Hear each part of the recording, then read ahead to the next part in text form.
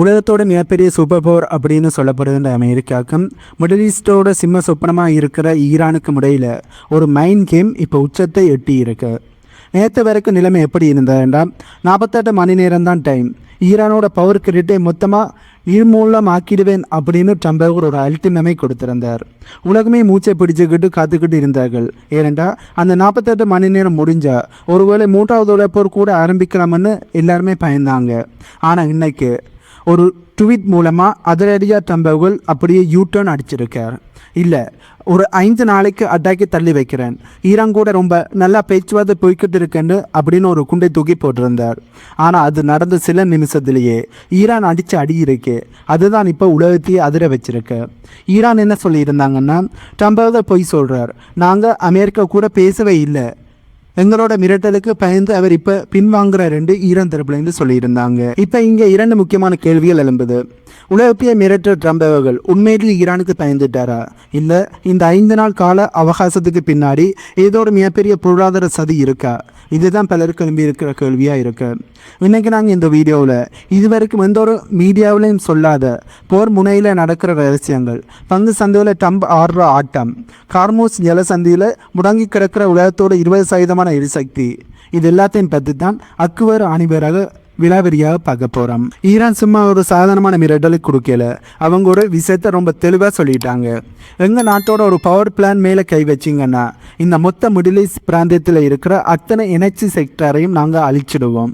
அதுவும் சாதாரணமாக இல்லை, இர்ரிவர்சபிள், அதாவது எப்போவுமே சரி செய்ய முடியாத, சரி பண்ண முடியாத அளவுக்கு நாங்கள் அழிப்போம் அப்படின்னு சொல்லியிருந்தாங்க. இங்கே தான் ஒரு பெரிய ஒரு சிக்கலும் இருக்குது. Saudi Arabia, Qatar, Kuwait, UAE போன்ற நாடுகள் எல்லாம் பாலைவன நாடுகள். அங்கே இருக்கிற எனர்ஜி பிளான்ட்டுகளுக்கு பக்கத்திலே தான் கடல்நீரை குடிநீராக்கிற டீசாலினேஷன் சென்டர்களும் இருக்கு. இப்போ ஈரான் அமெரிக்காவோட பேஸ் இருக்கிற நாட்டில் இருக்கிற கரண்ட் பிளான்ட்டை தாக்கினாங்கன்னா அங்கே கரண்ட் மட்டும் கட் ஆகாது, அங்கே இருக்கிற கோடிக்கணக்கான மக்கள் குடிக்க தேவையான தண்ணியும் அவர்களுக்கு கிடைக்காமல் போகும். ஈரான் இதைத்தான் இப்போ ஒரு பெரிய ஆயுதமாக கையில் எடுத்திருக்காங்க. நீங்கள் எங்கே கரண்டை கட் பண்ணினா நாங்கள் உங்களோட தண்ணியை நிறுத்துவோம் அப்படின்னு நேரடியாகவே ஈரான் தரப்புலேருந்து மிரட்டலை கொடுக்க ஆரம்பிச்சிருக்கிறார்கள். அது மட்டும் இல்லாமல் ஸ்டேட் ஆஃப் காமர்ஸை இப்போதைக்கு திறக்கவே மாட்டோம், அதையும் எங்களுடைய பவர் பிளான் மீதும் எங்களுடைய எனர்ஜி இன்ஃப்ராஸ்ட்ரக்சர் மீது நீங்கள் தாக்குதலை நடத்தினால் நாங்கள் ஸ்டேட் ஆஃப் காமர்ஸ் பகுதியை முழுமையாக மூடிடுவோம். எங்கள் பிளான்ட் எல்லாமே நீங்கள் சரி பண்ணி கொடுக்குற வரைக்கும் இது மூடியதான் இருக்குமென்னு ஈரான் தரப்புலேருந்து சொல்லிட்டாங்க. பவர் பிளான்ட் மீது அட்டாக்கி நடத்தினால் அதனை திருத்துறது நாக்கணக்கில் செஞ்சு முடிக்கிற வேலை இல்லை, அதனை திருத்துவதற்கு வருஷ கணக்காகும். அப்படி வருஷ கணக்கில் இந்த ஸ்டேட் ஆஃப் காமர்ஸ் பகுதி மூடப்பட்டால் அது உலகத்தினுடைய பொருளாதாரத்தை கண்டிப்பாக அகல பாதளத்தில் கொண்டு போய் நிறுத்தும் என்பதுதான் உண்மை. இப்போ நாம் ஒரு முக்கியமான விஷயத்தை நோட் பண்ணணும். ட்ரம்ப் அவர்கள் என்னத்துக்கு இந்த 5 நாள் டைமே கொடுத்துருக்கார்? 3 நாள் டைமே கொடுத்துருக்கலாம், அல்லது 10 நாள் டைமே கொடுத்துருக்கேன் தானே. சரியா 5 நாள் மட்டும் என்னத்துக்கு?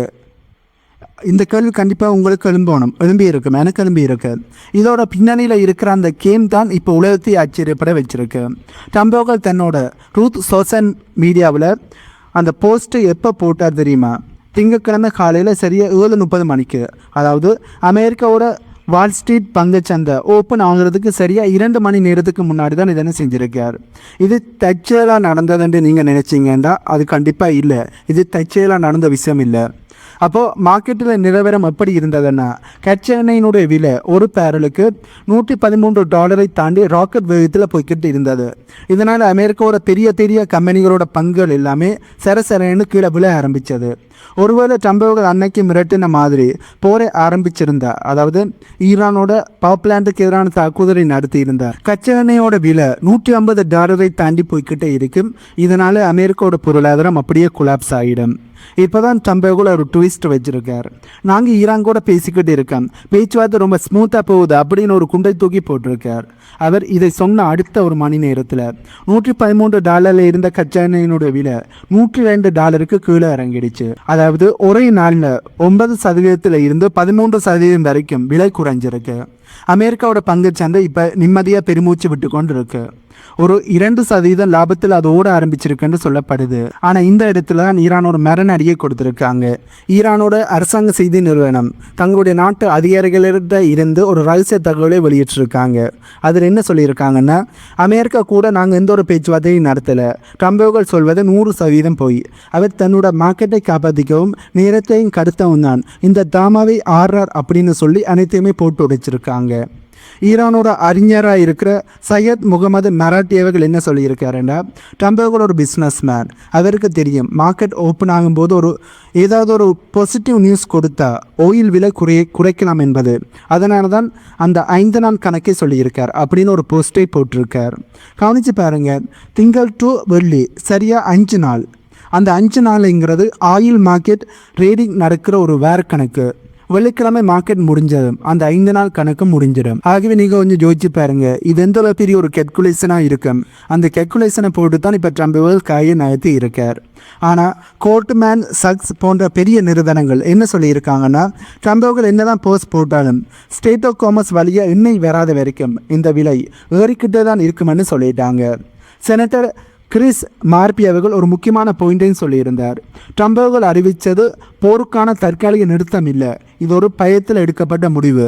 சிவிலியன்ஸ் பவர் பிளான் மேலே தாக்குதல் நடத்துறது ஒரு போர்க்குற்றம் என்பது அவருக்கு தெரியும். அது மட்டும் இல்லாமல் ஈரான் திருப்பி தாக்கினா அதை சமாளிக்க அமெரிக்கா கிட்ட இப்போதைக்கு சரியான பிளான் இல்லை. அதனால தான் மார்க்கெட்டை சமாதானப்படுத்த இந்த பொய்யை சொல்கிறார் அப்படின்னு கிழிச்சு தொங்க விட்டுருக்கார். ஆகவே இங்கே நடக்கிறது வெறும் போர் மட்டுமில்லை, இது ஒரு எக்கனாமிக் வார். ஒரு பக்கம் மிசைல்கள் பாயுது, இன்னும் ஒரு பக்கம் பங்குச்சந்தை எண்களை வச்சு ட்ரம்பர்கள் விளையாடி கொண்டிருக்கார். ஆனால் ஈரான் அசற்ற மாதிரி தெரியலை. அவங்க தெளிவாக சொல்லிட்டாங்க, எங்ககிட்ட பேச்சுவார்த்தைக்கு இடம் என்பதே இல்லை. டிடரன்ஸ், அதாவது எங்களை நீங்கள் அடிக்க பயப்படுற ஒரு நிலைமையை உருவாக்குற வரைக்கும் நாங்கள் விடமாட்டோம் அப்படின்னு ஈரான் தரப்புலேருந்து தெளிவாக சொல்லிட்டாங்க. நாம் இப்போ பேசிக்கொண்டு இருக்கும்போது ஈரான் தரப்புலேருந்து தங்களோட ஆபரேஷன் டூ ப்ராமிஸ் போவினுடைய 76வது வேவ் அட்டாக்கை செய்ய ஆரம்பிச்சிருக்காங்க. பெஹ்ரைனில் இருக்கிற அமெரிக்காவோட 5வது கடற்படை தளத்தை மிசைல்களை கொண்டு மறுபடியும் தாக்கி இருக்கிறார்கள். நிபுணர்கள் என்ன சொல்கிறாங்கன்னா, அமெரிக்காவோட NQ-9 ரீப்பர் ட்ரோன்கள் 10க்கு மேலே சுட்டு வீழ்த்தப்பட்டிருக்கு. அது மட்டும் இல்லாமல் ஈரானோட இந்த வேவ் அட்டாக் தொடர்ந்து நடந்து கொண்டே இருக்குது. உண்மையாக சொல்லணும்னா இது 80 வேவை தாண்டி போய்கிட்டே இருக்கு என்பது தான் உண்மை. இப்போ ஸ்டேட் ஆஃப் காமர்ஸ் வழியாக வெறும் 5% எண்ணெய் மட்டும்தான் போகுது. இதனால் உலக பொருளாதாரம் மிகப்பெரிய ஒரு ஆபத்தில் இருக்கு என்பது தான் உண்மை. 1973 1979 நடந்த மிகப்பெரிய ஆயில் நெருக்கடியை விட இது ரொம்ப மோசம்னு சர்வதேச எனர்ஜி ஏஜென்சி எச்சரிக்கையை கொடுத்திருக்கிறார்கள். அதாவது இந்த போரினாலே ஸ்டேட் ஆஃப் காமர்ஸ் பகுதி மூடப்பட்டதாலேயும் ஒரு நாளைக்கு 11 பில்லியன் பேரல் எண்ணெய் உலக மார்க்கெட்டுக்கு வராமல் நின்று போயிருக்கு. கடைசியாக பார்த்தா அமெரிக்காவோட முன்னாள் சிஏ டைரக்டராக இருந்த லியோன் பனட்டோ அவர்கள் என்ன சொல்லியிருக்காருன்னா, ட்ரம்பர்கள் இப்போ ஒரு இக்கட்டான ஒரு சூழ்நிலையில் மாட்டுப்பட்டிருக்கார் அப்படின்னு சொல்லியிருக்கார். ஒரு பக்கம் கௌரவம், இன்னும் ஒரு பக்கம் உலக பொருளாதாரம், இந்த இரண்டுக்கும் நடுவில் ட்ரம்பர்கள் வசமாக மாட்டுப்பட்டுட்டார். ட்ரம்பர்கள் இப்போ என்ன சொல்லியிருக்காருன்னா, இந்த போர் முடிஞ்சதுக்கப்புறம் ஸ்டேட் ஆஃப் காமர்ஸை யார் கட்டுப்படுத்துவார்கள் என்று கேட்டால், ஒருவேளை நான் கட்டுப்படுத்துவேன், அதாவது அமெரிக்கா கட்டுப்படுத்துவோம், இல்லாட்டி ஐயதுல்லா பண்ணுவார் அப்படின்னு ரொம்ப கேஷுவலாக பதில் சொல்லியிருக்கார். அதாவது என்ன சொல்ல வர்றாருன்னா, இந்த போரோட முடிவில் ஒன்றில் அமெரிக்கா ஜெயிச்சா அமெரிக்கா ஸ்டேட் ஆஃப் காமர்ஸ் பகுதியை கட்டுப்படுத்துவோம், அல்லது ஈரான் ஜெயிச்சா அஜதுல்லா கமேனி அவர்கள், அதாவது முத்தபா கமேனி அவர்கள் இதனை கட்டுப்படுத்துவார், அதாவது ஈரான் கட்டுப்படுத்துவார் என்பதை இவர் சொல்கிறார். ஆனால் இவர் கேஷுவலாக எப்படி சொல்லியிருந்தாலும் இந்த போர்னால் லட்சக்கணக்கான மக்கள் தான் சாப்பாடு தண்ணி இல்லாமல் இப்போ தவிச்சு கொண்டு இருக்காங்க என்பதுதான் உண்மை. ஆகவே இந்த வீடியோவின் மூலமாக ஈரானுக்கும் அமெரிக்காவுக்கும் இடையில் மிகப்பெரிய ஒரு மைண்ட் கேம் போய்கொண்டு இருக்கு என்பதை நீங்கள் தெளிவாக புரிஞ்சு கொண்டிருப்பீங்கள். ட்ரம்பர்கள் பொய்களை சொல்லியே வர்த்தகத்தை நடத்தலாம், தன்னுடைய ஷேர் மார்க்கெட்டை நல்ல மாதிரி போக வச்சு பணத்தை கல்லாக்கட்டலாம்னு நினைச்சு கொண்டிருக்கார். பட் ஸ்டேட் ஆஃப் காமர்ஸ் வழியாக ஓயில் வராத வரைக்கும் என்னதான் அவர் பொய்களை சொன்னாலும் அது நிலைக்க போகிறதில்லை என்பதுதான் உண்மை. ஆகவே ட்ரம்பர்களை நம்பக்கூடாது. ட்ரம்பர்கள் ஒரு பொய் சொல்லுகின்ற நபர் என்பதை இப்போ மறுபடியும் ட்ரம்பர்கள் நிரூபிச்சிருக்கார் என்பதுதான் உண்மை. ஆகவே இதை பற்றி நீங்கள் என்ன நினைக்கிறீங்க? உங்களோட கருத்துக்களை மறக்காமல் கீழே கமெண்ட்டில் சொல்லுங்கள். இந்த வீடியோவில் நான் சொன்ன தகவல்கள் உங்களுக்கு புதிதாக இருந்திருக்குமென்னு நம்புகிறேன். இந்த தகவல்கள் உங்களுக்கு புதிதாக இருந்தால் இந்த வீடியோக்கு லைக் பண்ணி நம்ம சேனலை சப்ஸ்கிரைப் பண்ணி பக்கத்துக்கு பெல் ஐக்கானை கிளிக் பண்ணி வைங்க. அப்போ தான் நான் போடக்கூடிய வீடியோஸை நீங்கள் உடனுக்குடன் பார்க்க முடியும்.